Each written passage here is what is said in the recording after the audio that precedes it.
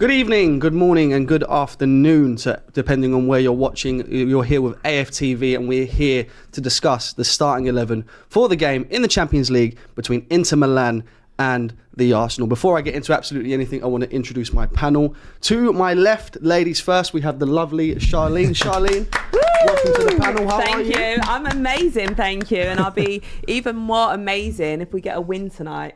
Absolutely. We need a win tonight. 100%. It's absolutely crucial. And then we go over to our right. We'll start off with Lee Judges. Welcome, Lee. How are we doing? You all right? Listen, I've got a question to ask you. Aren't you supposed to be in Milan tonight? Yeah, I was supposed to be in Milan, but I've been filming for Channel 5 over the last couple of days, so I couldn't get out there. So, any details that you can reveal? I'm not allowed to reveal too much. It's all secret until they announce it. But it will be aired in January apparently.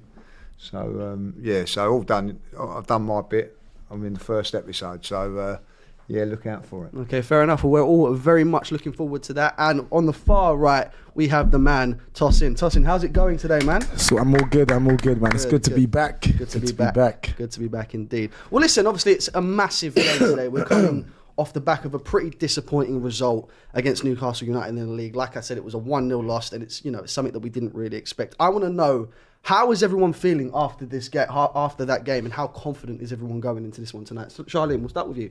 Do you know what? I'm not going to lie. After that defeat, I was absolutely gutted, honestly. Like, for the rest of my Saturday, I just was not in the mood at all.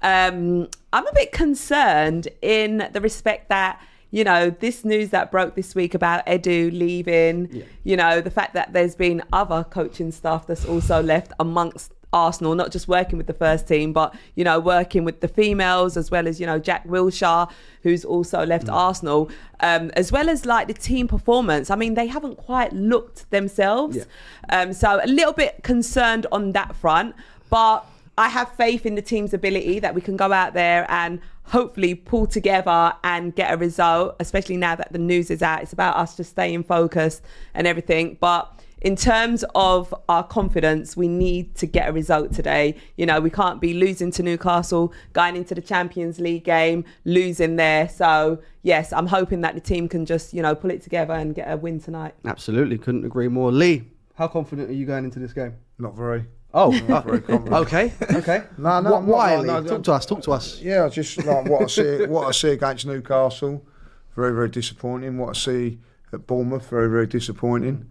And I think sometimes in football, as a fan or whatever, the club or the team needs to lift you, give you that confidence boost. So that's why I'm looking at this game for us to give us the confidence going into Sunday. Of course. Because at the minute we're aching. Well, I am, for the international break, because I think we need to regroup.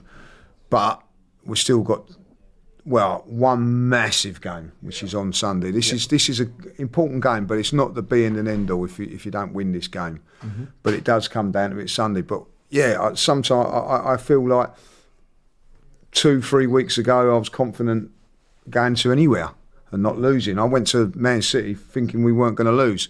Now every game that I'm going to, because of what's happened, the team's knocked my confidence in that. So it needs rebuilding. It needs rebuilding very, very quickly. Okay, fair enough. So we've got positive, slightly negative. Toss in on the end there. How confident are you going into this game, and what are your thoughts on the way we've been playing in recent weeks? Depends on the team, but I'm fairly confident. Yeah. I think, look, the team's going through a rough patch, but I don't think this rough patch is. I don't think it's different with Arsenal in that, like, it's the rough patch is happening not just because of injuries, but I think because of Arteta's poor decisions. So I think if he gets his team selection right, the team plays different, the performances are different, the results are different. So that's what gives me confidence. I think it's all changeable, even with the injuries we've had. So I think we can get the result against Inter. I was reading match reports that they've got a couple of players that probably aren't going to be starting themselves today, so we can easily go to San Siro and get a result. We've got the defence to do it, and we've got the midfielders and the offence to do it. So it's just, is Arteta going to be less stubborn and actually just do what's right and play the right team, or is he going to keep trying this stupidness that he's been doing for the past 4 weeks that's costing us points? So I feel good. I think we can get the result. Yeah, of course, absolutely. And obviously, one of the things that you mentioned there, and it's a big point to talk about today because there is so much news coming out of the Emirates, the team selection. I've just got to go for a bit of team news here. Of course, we've got the amazing news that Martin Odegaard returned to training ahead of the game and has travelled with the squad to Milan. Amazing Charlene, news. how excited are you to see the likes of Martin Odegaard back? And do you think it's someone that should go straight into the starting 11? Do you think, hold back a bit? He's been out for a little while. How do you see that playing out? Do you know, I'm not going to lie, the moment I saw on Instagram that Martin Odegaard is back in full training, I was celebrating. I was like, yes. Thank God. Because I feel like we've really missed him. Not having him amongst the team has just made us realise how vital he is and how much he does actually bring to the team.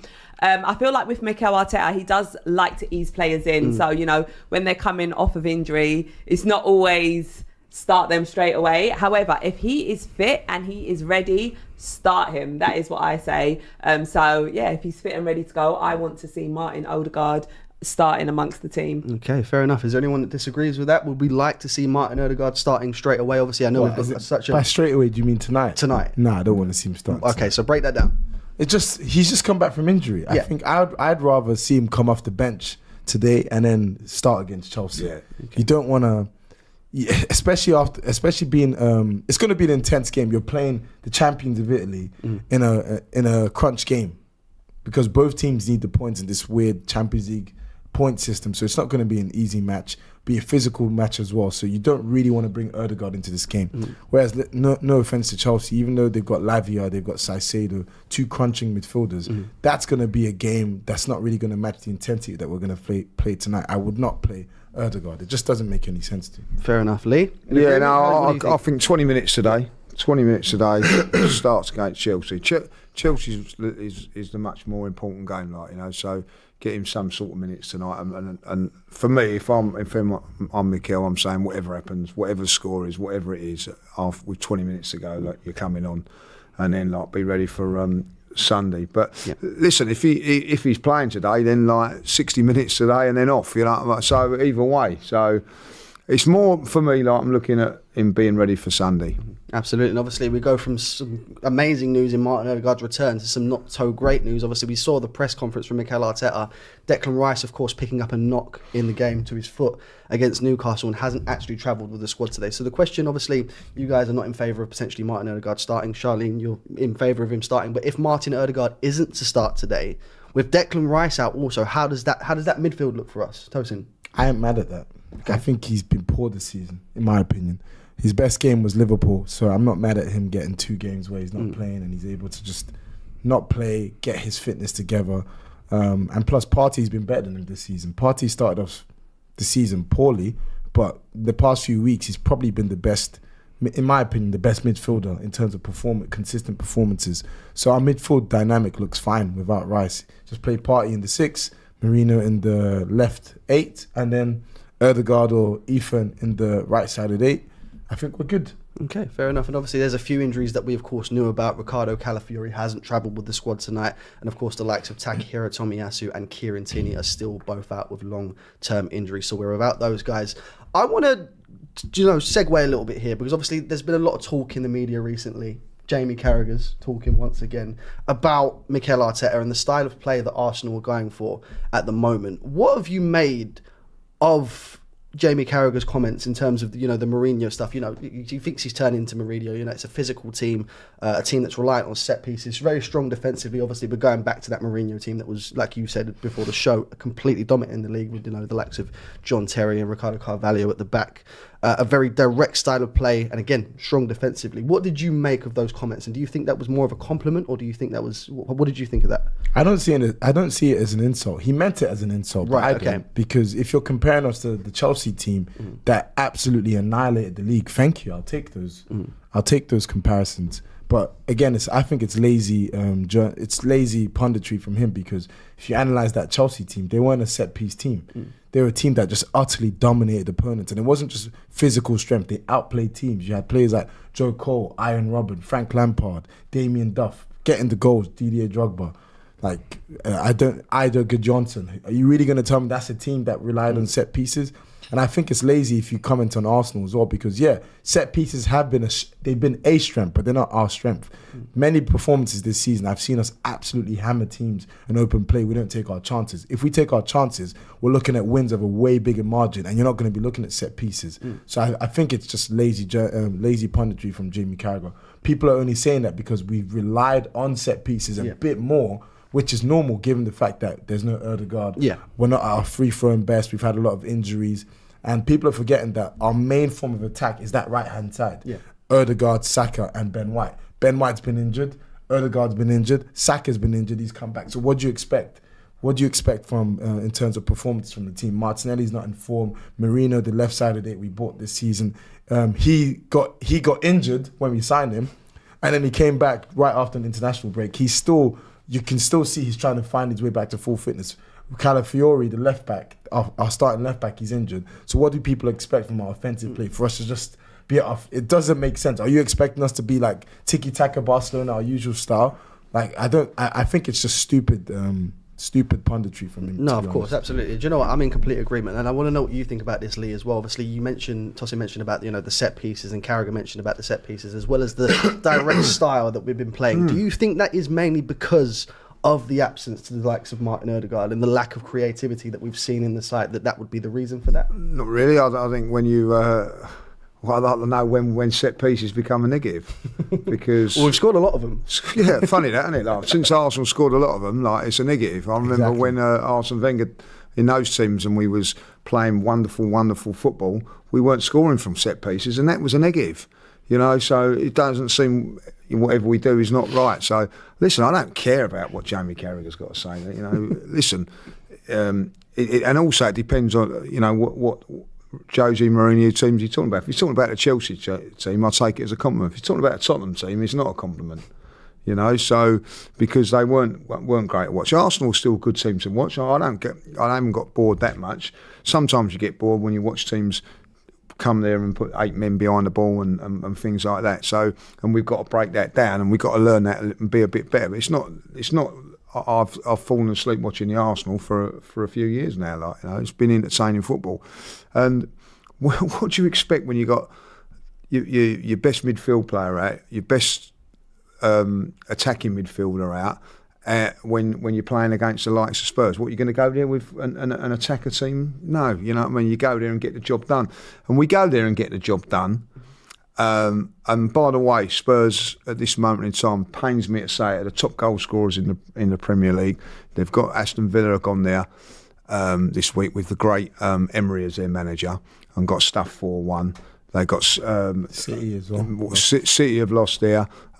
West Ham got stuffed there 4-1. We go there and get a 1-0 win, and it's not positive. I know what I'd rather do.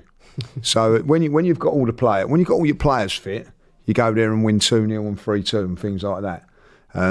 But when you've not got your players fit, you have to find a way. And that's the criticism I've got of Arteta over the last couple of weeks. Beginning of those season, Aston Villa away, found a way. Found a way when we was without Ødegaard. Forget about Declan Rice, because he's suspended. That's down to him. It's the injury side of it. Yep.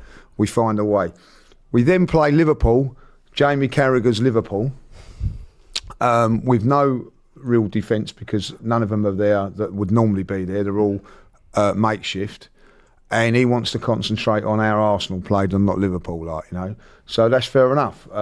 But when you look back at that, we was doing well at 2-1, but when you lose Gabriel to then have to go to that back four, I'm challenging any manager that's not going to go defensively and make sure they try and protect a back four that's got Ben White playing his first game of central defence for the first time in 2 years. Thomas Partey as a midfielder playing right back. Kivior had come on, who's not a regular, and then at left back you brought on Lewis Skelly. Lewis Skelly. So Lewis Skelly. So at the end of it, you've got to protect that a little bit. So even though it was disappointing we didn't win that, I'm not too disappointed by that. Where I'm disappointed and did Jose Mourinho didn't do that. I don't think like that. Prime Chelsea played as poor as what they did against Newcastle, and I didn't see him playing as that poor against Bournemouth, and that's where we've got to sort things out, like, you know. And I do think, if I've been really honest, if I've got a criticism of Arteta, I think he has been a little bit too cautious in these games with Odegaard. I think he has, you know. Wanyeri should have been played weeks ago. And he won't play today, because if he plays today, it's like a little bit of, I've got it wrong.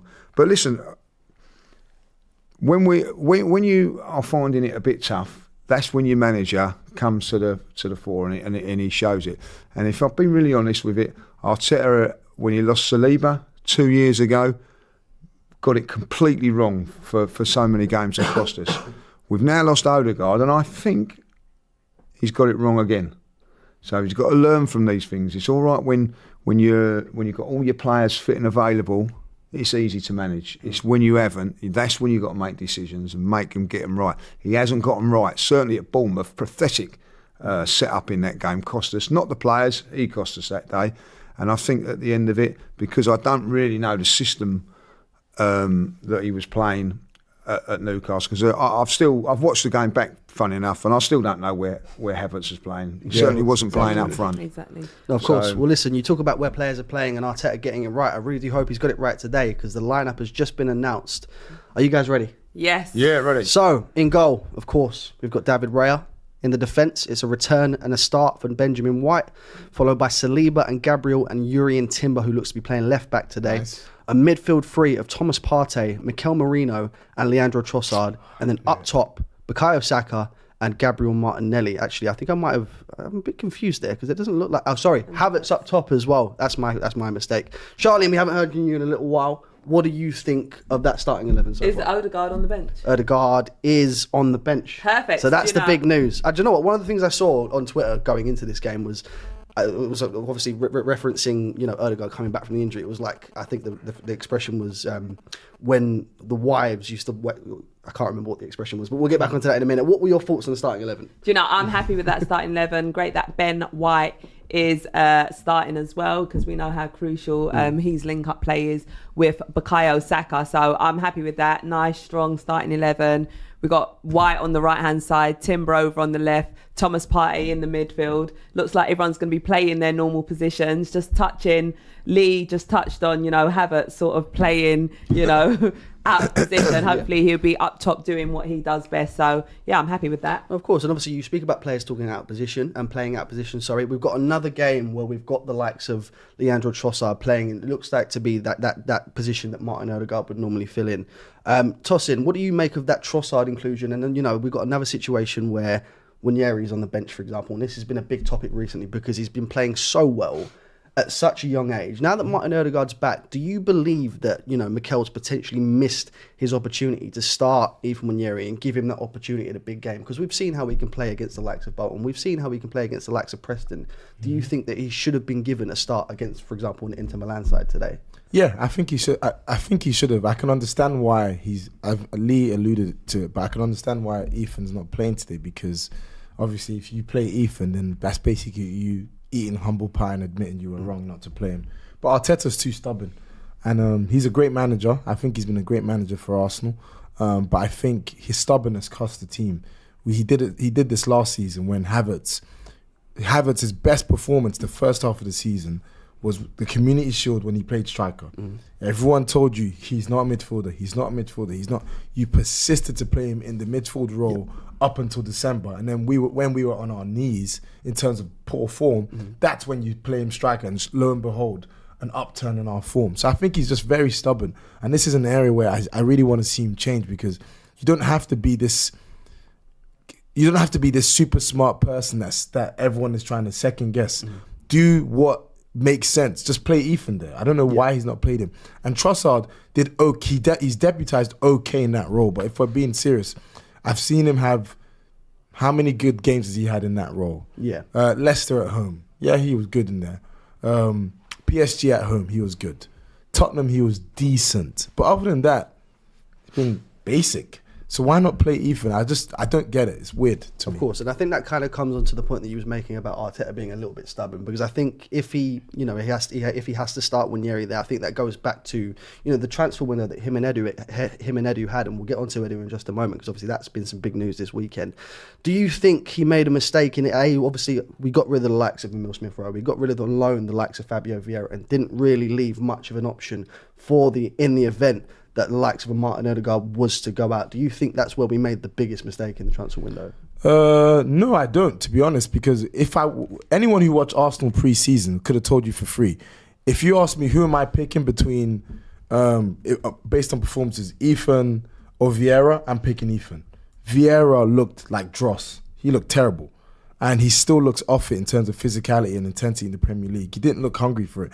And in terms of Smith-Rowe, I mean, granted, you could look at what he's doing at Fulham now and say, yeah, like Arsenal could do with that, but he was never fit at Arsenal, so I wasn't really mad at that sale.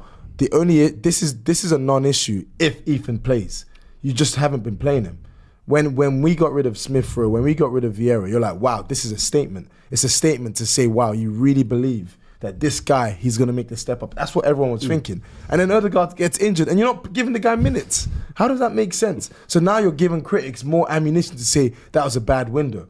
Whereas if Ethan comes in and he balls out of his skin, which I think he can, are you really going to say, oh yeah, bad window, terrible window?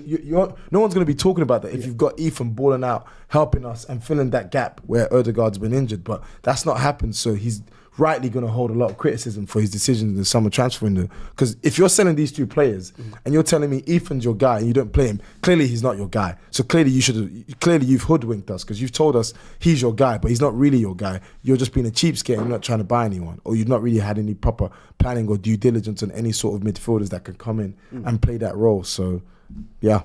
Just while you're there on that toss-in, because we was discussing this last time on the watch-along, and we were saying, about Ethan starting, and I said, well, if we look at Martinelli and Saliba, Arteta sort of held back on them players until he felt like they were ready, and then we've seen what they've come into the team and everything that they've done. Do you think it's more a case of protecting him, when you take into consideration his age and everything, and just making sure you put him in at the right time? Do you think the long-term plan was, obviously for Martin Odegaard to be playing that position until Ethan was a bit more ready, or do you think it's otherwise? I mean, I hear the Saliba and Martinelli points, to be fair, but then you can also look at many other experiments. Look at Yamin Lamau, 16. Look at Gavi, look at Pedri, look at these players. They're playing at bigger clubs than Arsenal and they're getting minutes. What makes us so special that we can't give this 17-year-old talent who is clearly showing that he's at the level to play at the Premier League, play in the Premier League? Why are we not giving him minutes? It doesn't really make any sense to me. And it's a bit different to Saliba and Martinelli, because at the time as far as I can remember, we had terrible centre-backs back then, but at least they were available. Whereas there's no one. You're having to shoehorn Leandro Trossard in when you've got a natural 10, natural attacking midfielder. Why not play him? So it doesn't make any sense to me. Of course, absolutely. And obviously, just to segue a little bit, we do also have the confirmed Inter Milan lineup for today. In goal, we have Jan Sommer. It looks like a back three from Inter of Bisek, Stefan de Vrij and Benjamin Pavard. A midfield five by the looks of it, with Matteo Darmian, Zielinski, Hakan Çalhanoğlu, Fratesi and Denzel Dumfries. And then up top, Lautaro Martinez and Mehdi Taremi, I believe his name is. Now, obviously, that's a lot of, fantastic players for Inter Milan. When you look at, their danger men in this team, you've got the likes of Lautaro Martinez, who's just recently become their all-time foreign top goal scorer with his 134th goal. You've got the likes of Marcus Thuram, who's of course the son of the legendary Lilian Thuram, and Hakan Çalhanoğlu, who both netted double figures. Denzel Dumfries, who played amazing in the Euros. DiMarco, who played amazing in the Euros. I get that it's not the same Inter Milan team that won Champions Leagues under Jose Mourinho, but it's still an Inter Milan team that finished and won the league last season by 17 points and still has amazing players. Lee, what do you make of that Inter Milan team? Yeah, they're going to be tough to play against. They're a good side. At home. Listen, they went to Man City and got a good draw, 0-0. Or was it nil? It was 0-0, wasn't it? I think. I believe so. Yeah. So I remember being out in Italy when they got that, and they defended really, really well. So they can defend. You know, they're going to be a little bit more different today when they play. But I think that all these teams are dangerous. I think, like, you know, we're watching the Bruges and Aston Villa game at the moment, like, you know.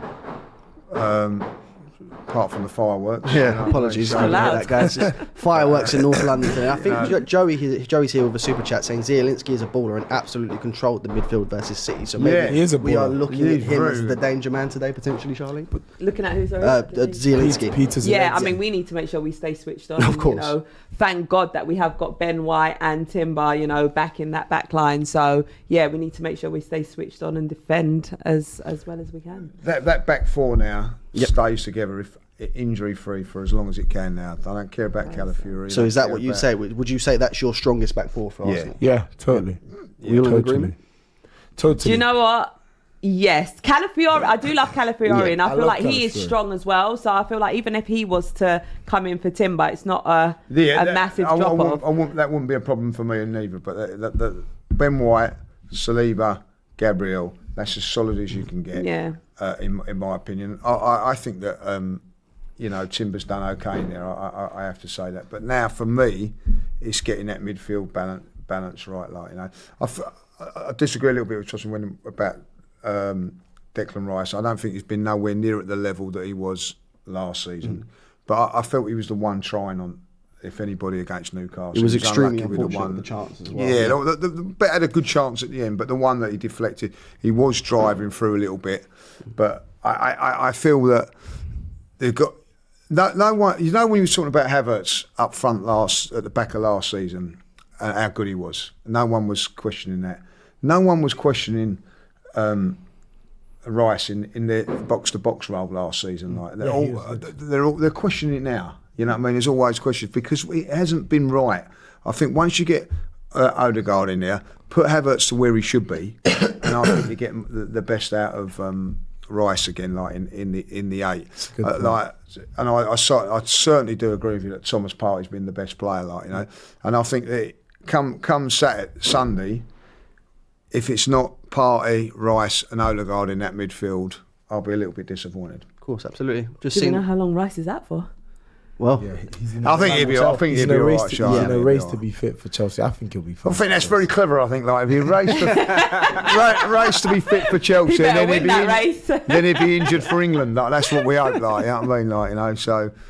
well, listen, guys, I'm going to run through the lineups one more time and then we're going to round off with some predictions. So, for the Arsenal, we have David Raya in goal, a back four of Ben White, William Saliba, Gabriel, and Yuri and Timber, a midfield three of Thomas Partey, Mikel Merino, and Leandro Trossard, and a front three of Bukayo Saka, Gabriel Martinelli, and Havertz. And just to run through the Inter Milan lineup one more time, we have Jan Sommer in goal, Bissek, Devay and Benjamin Pavard in a back three, a midfield five of Matteo Darmian, Zielinski, Hakan Çalhanoğlu, Fratesi, Denzel Dumfries, and then up top, Lautaro Martinez and Mehdi Taremi. We'll get some score predictions in, starting to my left. Charlotte, 1-0 Arsenal. I'll take it. Absolutely. Lee? I've gone 0-0, but Me and you both said this. Yeah, but I think maybe 1-1. Looking at the team, I don't think we'll win it, but I don't think, you know. And listen, if we draw today, it ain't a bad result. It's not necessarily a bad thing. No, it ain't a bad thing. Of course. Tosin? 1-0 Arsenal. Okay. I'm going to go with Lee. I'm going to go for the 0-0 here. I think obviously we've got slightly bigger fixtures to worry about, especially this weekend. Sunday, Chelsea away. It's going to be a big game. But listen, guys, that was the Starting 11 show. We will be back in around half an hour's time to watch the game. And I'm looking forward to that game. Hopefully you guys will join us there. Stay tuned. Half an hour's time.